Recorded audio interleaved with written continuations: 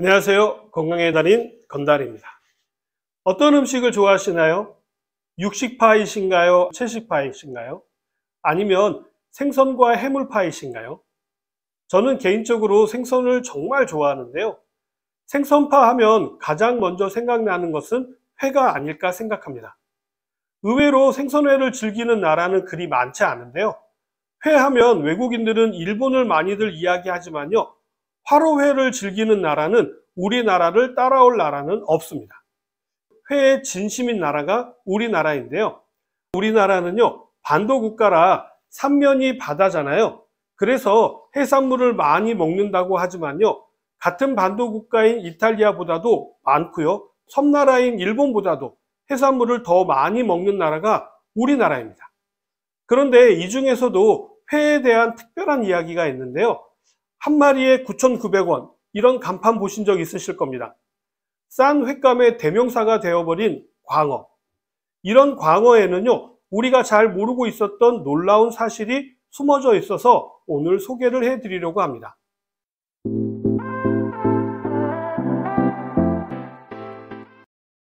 횟집에 가서 회를 시킬 때 어떤 회를 주문하시나요? 국민의 회 대명사는 광어회가 아닐까 생각이 드는데요. 맛도 좋고 가격도 적당하기 때문이 아닐까 생각됩니다. 원래 회를 좋아하시는 분들은 잘 아시겠지만요. 광어는 돌돔보다도 위급에 속하는 고급 생선이었다는 사실 알고 계셨나요? 원래 광어는요. 가장 비싼 횟감이라는 줄가자미와 함께 횟감의 투탑이었다고 합니다. 이러다 보니까 맛 좋은 광어를 많이 생산하기 위해서 광어를 양식을 하게 되었는데요. 줄가자미는 양식이 되지 않다 보니까 아직은 줄가자미가 돌돔보다도 귀한 횟감으로 대접받고 있는 것이죠. 광어는 단지 수요와 공급에 의해서요, 고급 횟감에서 하급 횟감으로 전락해 버린 것입니다. 광어와 반대의 횟감이 있는데요. 그건 바로 민어입니다. 민어는요, 예전에는 맛도 그저 그렇고 귀한 횟감이 아니었는데요. TV 등 여러 매체에서 소개가 되면서 갑자기 수요가 증가하게 되었고요. 공급은 한정이 되어져 있는데 수요가 급증하다 보니까 갑자기 고급 횟감이 되어버린 케이스입니다. 수요와 공급의 변화를 통해 몸값이 이렇게 바뀌게 된 것인데요. 생선의 맛을 구분하는 기준이 단순히 수요와 공급 때문이라는 것이 조금은 안타까운 현실입니다. 한때는 돔과 어깨를 나란히 했던 광어가 이제는 저렴한 회의 대표가 되었다는 것은 좀 안타까운 일이지만 저같이 광어를 좋아하는 사람들에게는요, 희소식이 아닐 수 없습니다. 더 다행인 건요, 자연산 광어나 양식 광어나 맛의 차이가 크지 않다는 것도 정말 다행인 부분입니다. 광어는 한때 고급 어종으로 매우 비싼 몸값을 자랑했던 생선이라고 말씀을 드렸는데요. 맛있지만 값이 비싸기 때문에 양식을 하게 되었고요. 양식 기술이 발달해서 광어 양식에 성공하면서 현재 광어는 국민 횟감이라고 불릴 정도로 가장 대중적인 생선이 되었죠. 대한민국 사람이라면 남녀노소 불문하고 좋아하는 광어에는요, 어떤 효능이 숨겨져 있을까요?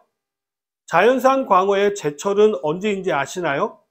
자연산 광어의 제철은요, 본격적인 가을이 시작되는 10월 말에서 추운 날씨가 한창인 1월 말까지입니다.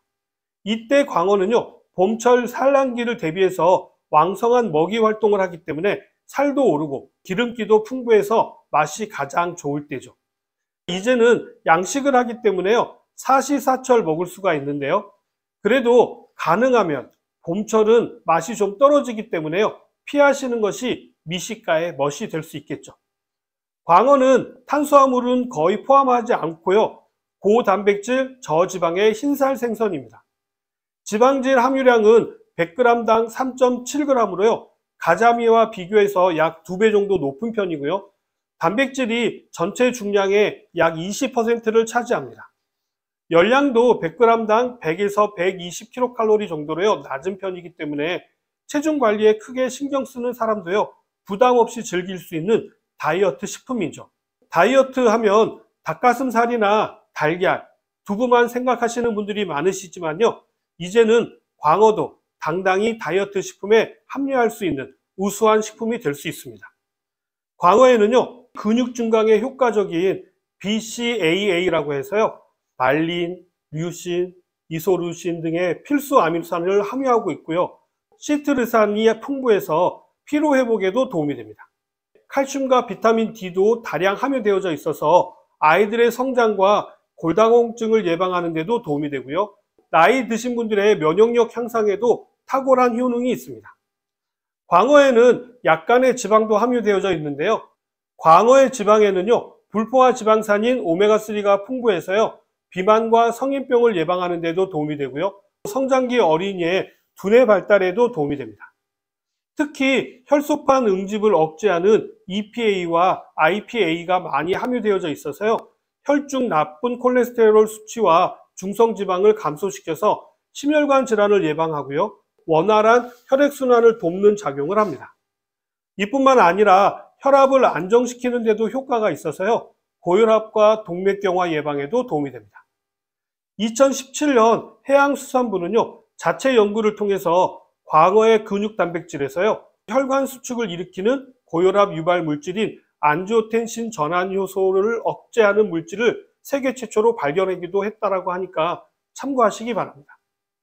광어의 효능은 이뿐만 아니라 글루타치온이라고 하는 강력한 간 해독 성분이 함유되어져 있어서요, 간세포를 재생하는 데도 도움이 되고요, 강력한 항산화 작용을 하기 때문에 노화의 주범으로 손꼽히는 체내 활성산소를 제거하는 데도 큰 효과가 있습니다. 콜라겐과 비타민 B12로 알려져 있는 코발라빈 성분도 풍부해서요, 악성 빈혈을 예방할 뿐만 아니라 피부의 탄력 개선과 시력 보호에도 도움이 됩니다.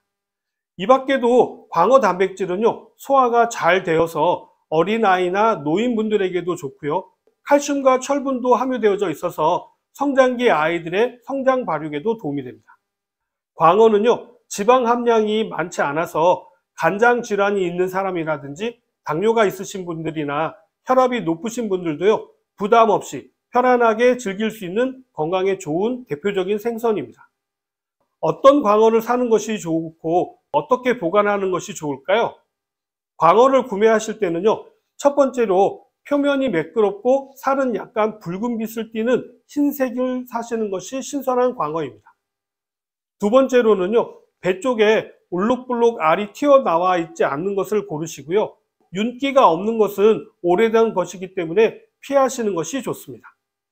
세 번째로는요, 손질한 광어의 경우에는요, 살을 발라내서 소금과 밀가루, 후추까지 뿌려서 내부로 싼 다음에요, 냉동 보관하시는 것이 좋고요. 네 번째로는 이렇게 살을 발라낸 뼈는 버리지 말고요, 물로 잘 씻으신 후에 용기에 담아서 냉동 보관했다가 매운탕 등 찌개를 끓이실 때 육수로 사용하시면 시원한 국물 맛을 낼 수 있게 됩니다. 오늘은 우리가 자주 먹지만 고급 어종인 광어에 대해서 말씀을 드렸는데 어떻게 좀 도움이 되셨나요?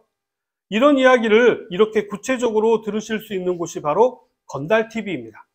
앞으로도 건강에 관한 더 많은 정보를 더 정확하게 전달하도록 노력하겠습니다.